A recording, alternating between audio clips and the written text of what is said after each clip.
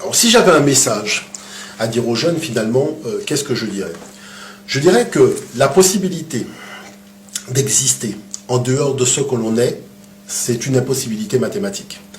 La première de toutes les connaissances, c'est la connaissance de soi-même, c'est-à-dire de son génie intellectuel, de son génie culturel, de son génie scientifique. C'est à partir de là qu'on a les piliers, véritablement, de son essor économique. Moi, je prends un exemple simple. Un jeune Chinois qui va étudier à Oxford, il sait qu'il y a 50% de technicité, 50% de culture.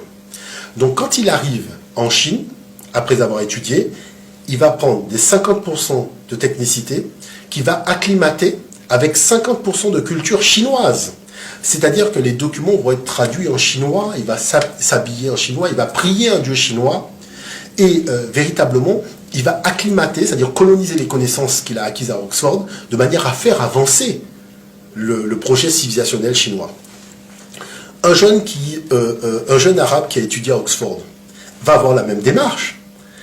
Quand il a quitté Oxford, il revient dans son pays, Abu Dhabi ou Dubaï, ben, il parlera arabe, il va s'habiller dans les tenues arabes locales, il va véritablement magnifier cette culture, mais il va utiliser la technicité qu'il a acquise pour faire avancer le projet civilisationnel de la région où il est.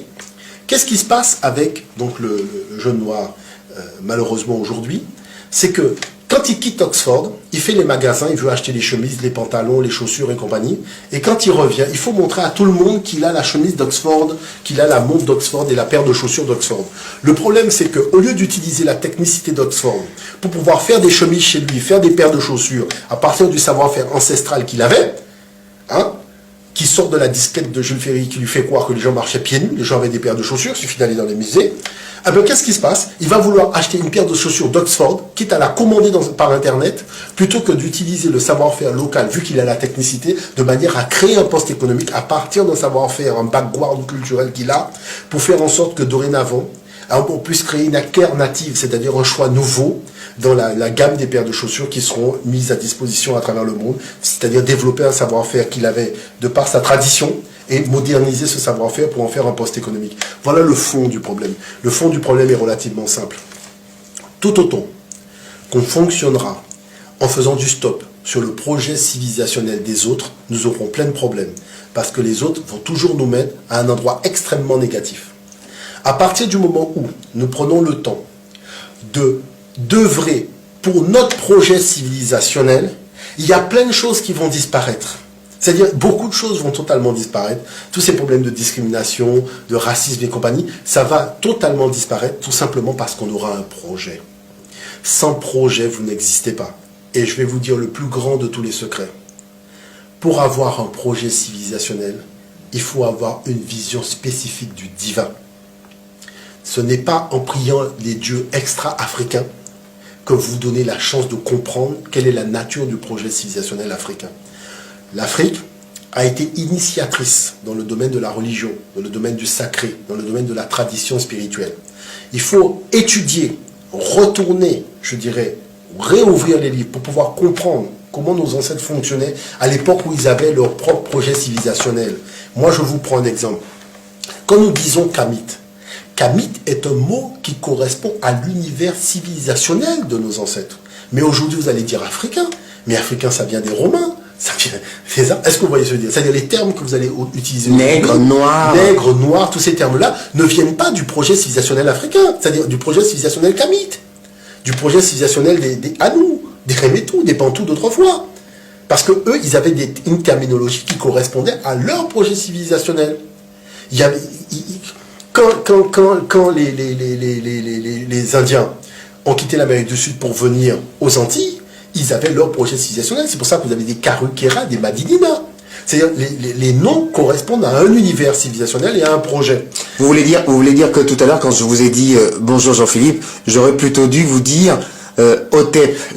Voilà. Otep, ça correspond à notre univers civilisationnel, à notre projet civilisationnel. Vous voyagez à travers le monde, il y en a qui vous disent shalom, d'autres vous disent salam alaikum, enfin chacun a la façon de faire.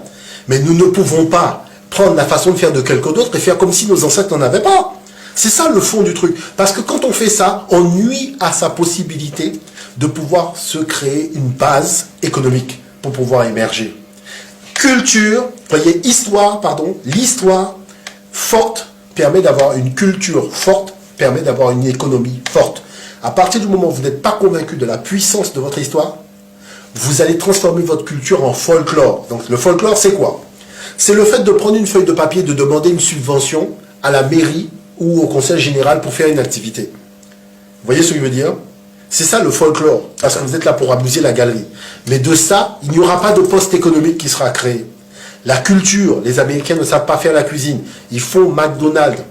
C'est voilà comment ils transforment un élément culturel qui est pourtant une déficience chez eux en un immense poste économique mondial. Vous voyez? Le tout, c'est pas d'avoir une culture forte ou une culture faible. Le tout, c'est de croire en sa culture. Et parce qu'on croit en sa culture, on aura une économie. Voilà clairement le fond de la chose. Tout le reste n'est que plaisanterie. Et ça, vous allez demander à une mère. Mais quand vous parlez de l'histoire des Noirs à vos enfants, vous parlez de quoi? Je leur mets du coupé-décalé et du zouk, et je leur montre 2-3 pas de danse. Vous voyez l'affaire? Et ce que je vous dis là, c'est des choses que j'ai lues dans les magazines, hein, c'est pas des choses que j'ai inventées. Hein. C'est-à-dire, on demande à une maman, hein, la télévision française, les médias français, elle demande à une maman, mais sur le plan de la culture, qu'est-ce que vous transmettez à l'enfant au niveau de l'histoire? Elle dit, elle met de la musique zouk, elle met de la musique coupé-décalé, et elle apprend aux enfants des pas de danse. Je ne sais pas si vous vous rendez compte. C'est ça, apprendre à un enfant son histoire et sa culture. Donc quand même, il faut être sérieux. Donc à partir de là, qu'est-ce qui va se passer? Il va se passer que vous allez faire de ça une économie comment? Puisque vous êtes incapable de voir la puissance de la chose et de pouvoir en créer. Moi, je vais vous donner un exemple. On a des danses où très souvent on remue les reins. C'est-à-dire on remue les reins, on remue les ventres, on est toujours en train de remuer, remuer. Cette chose-là, quand elle est analysée par la disquette de Jules Ferry, on dit oui, mais de toute façon, les Noirs, ils sont un peu bêtes sauvages, ils sont un peu machin et compagnie. Normal, c'est la disquette de Jules Ferry. Bon. Mais maintenant, quand vous prenez la disquette de nos ancêtres, les ancêtres disent quoi? Les ancêtres disent que la région où la vie naît, c'est au niveau du bas-ventre. C'est la région de la naissance de la vie. Le fait de remuer dans le sens donc de la rotation des planètes et de l'univers, ça fait que on célèbre le lieu de la naissance de la vie. Et c'est une immense célébration du lieu de la naissance de la vie qui fait que les Noirs, quand ils dansent, ils remuent les reins comme ça. Est-ce que vous voyez? Donc vous voyez que vous êtes à deux analyses diamétralement opposées. Donc quand vous avez pris conscience de la portée de la chose, ça vous permet, quand vous faites maintenant des cours, d'enseigner quelque chose qui repose sur une culture, pas sur une folklore.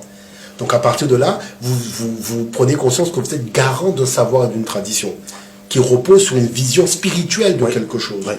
Donc ça veut dire que vous ne pouvez pas laisser à d'autres venir enseigner quelque chose qui repose alors qu'ils ne sont pas issus de cette tradition. Est-ce que vous comprenez ce que je veux dire par là? Donc ça veut dire que, tout simplement, on a des problèmes qui sont des problèmes, ce que je comprends, sociaux et tout ce que vous voulez. Mais ces problèmes-là, nous nous déplaçons avec un monde où ces problèmes ne sont qu'artificiels. C'est-à-dire qu'on nous a créé un monde qui en réalité n'existe pas. Quel est le monde qu'on nous a créé? On nous a créé un monde dans lequel les Noirs n'ont rien inventé, dans lequel les Égyptiens n'étaient pas noirs, dans lequel l'Afrique n'a rien apporté à la civilisation. Et on se déplace avec ce monde-là, et on pense que ce monde-là correspond à la réalité. Nous devons enlever ce monde et le remettre aux gens qui nous ont bâti un monde artificiel parce que ce monde n'existe pas. Et nous devons prendre le monde qu'avaient nos ancêtres, avec leur vision qu'ils avaient, qui est un monde beaucoup plus vaste, qui regroupe des disciplines et des domaines que les autres mondes ne peuvent même pas envisager. Comment faire pour avoir accès au projet civilisationnel Kamit? J'ai écrit un livre, qu'est-ce Kamit? C'est tout. Moi je dis, voilà, très simplement, voilà ma contribution. J'ai écrit un livre qui s'appelle Qu'est-ce qu'être Kamit? Où est-ce qu'on le trouve? Aux éditions Ménébuc. C'est tout simplement donner déjà une base de réflexion. Je ne suis pas rentré vraiment dans les détails parce que je sais qu'il faut susciter la réflexion. Après, on aura l'occasion véritablement de rentrer dans le fond.